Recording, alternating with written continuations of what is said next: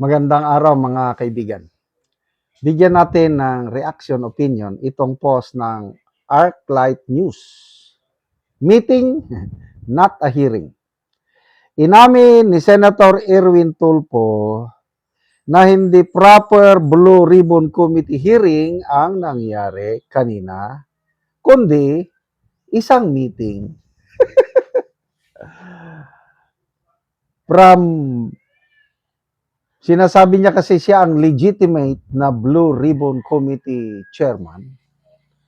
Kaya kung legitimate siya, di yung kanyang ipinatawag kanina should be the real Blue Ribbon hearing. Bakit ngayon biglang naging meeting?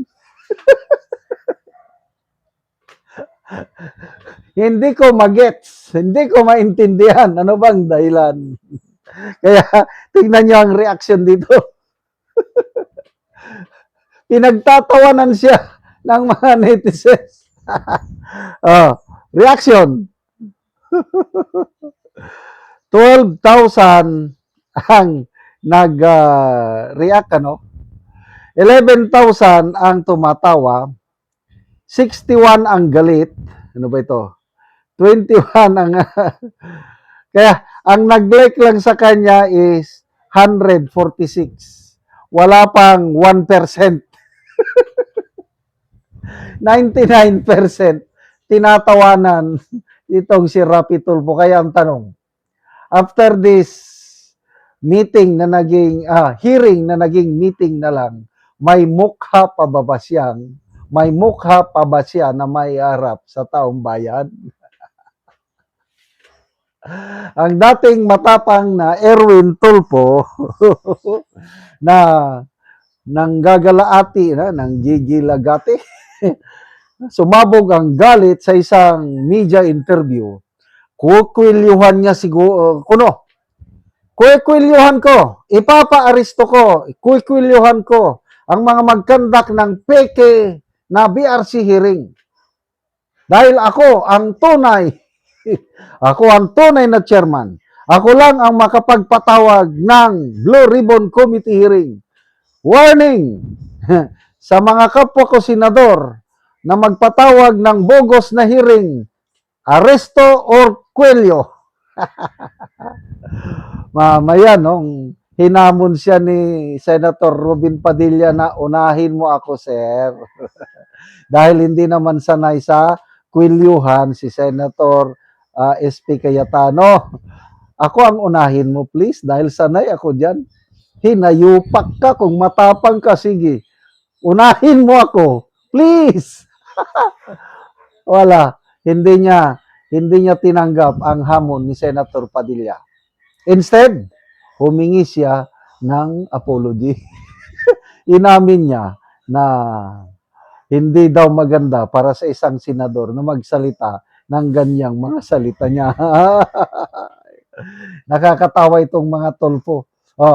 Sabi naman ng kapatid niya, si Rapi Tulfo, nananawagan ako sa publiko, huwag basta-basta maniwala sa 18 na kargador. Hindi sila mga bayani. Nanlilinlang lang sila. Ginagamit lang sila para sa politika. Something like that. Ang panawagan ni Rapi Tulfo. Well, bahalang taong bayan. Ano ngayon? Tingnan natin dito ang nag-react. Mga comments. Marvin Daihop. Tapos pinatawag ang NBI at Marines.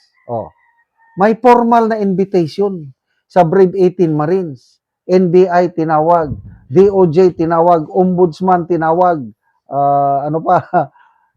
Tapos hindi. Anong ibig sabihin ng meeting? Jazer Jed, hearing plus Bendelo equals meeting.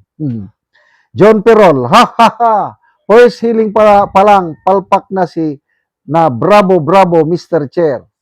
John Ridal, Sos, what do you expect from this committee? Ay committee kuno pala. Robert Tabios, sabi niya, meeting na lang kasi hindi yata naka-robust ang kumag. Blue Ribbon Comedy. Ben Delegs, Erwin Tolpo. Meeting, bakit? May question and answer? Kenji Miranda, palusot, ang daming pinapatawag, meeting lang pala. Roel Bizarino, takot makasuhan ang mga bendalo. Social ng meeting, may live coverage pa sa media. Excuse me. Obvious na kung sinong nanggugulo. Bendalo. Akala ko ba gusto mong imbitahin kasi yan ang proper forum. O nga. Dahil siya yung tunay na chairman daw. Inimbita. Tapos biglang naging meeting na lang. Ano ba naman? Kasi walang interesadong manood. Di malitag ang meeting. Nilangaw ang kanyang unang hearing. So, tanong. Magpapatawag pa ba ng hearing o meeting si Erwin Tulfo after itong nangyaring ito?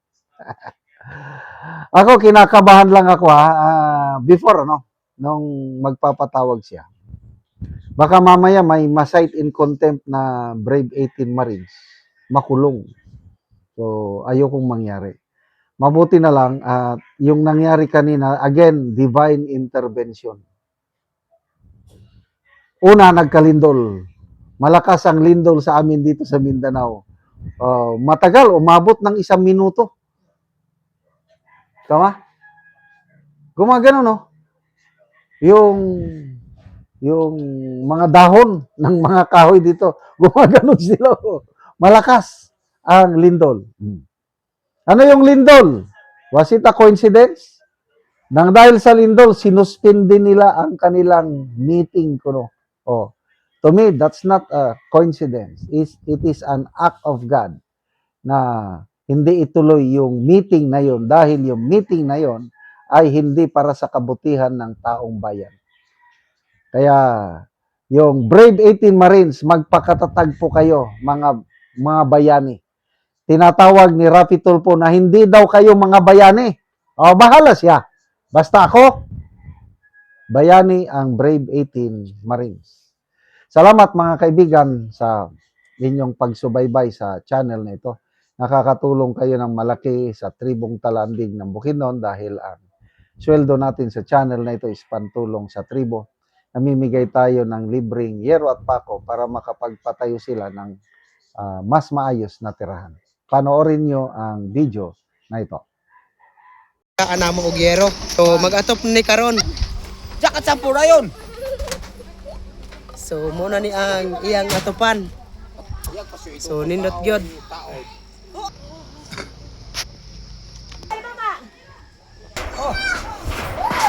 Ay sige. Ay no. Sige ipot.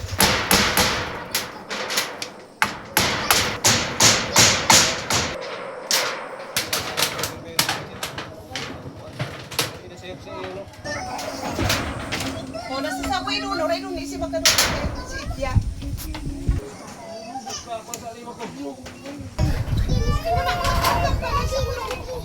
Mabukat siya pa no.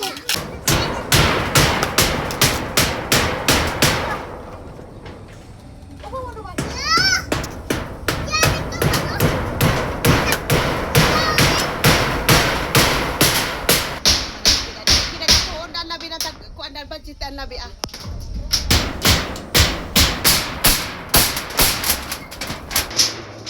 Alam manigang sa Alam. Bisan ma-kwarto. Tira na natin yung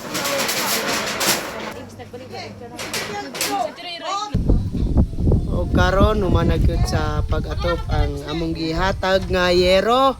So maayo na gyud nga tan-awon kay nahuman naman sa pag-atop. Salamat sa Ginoo. Tabang ko sa Ginoo.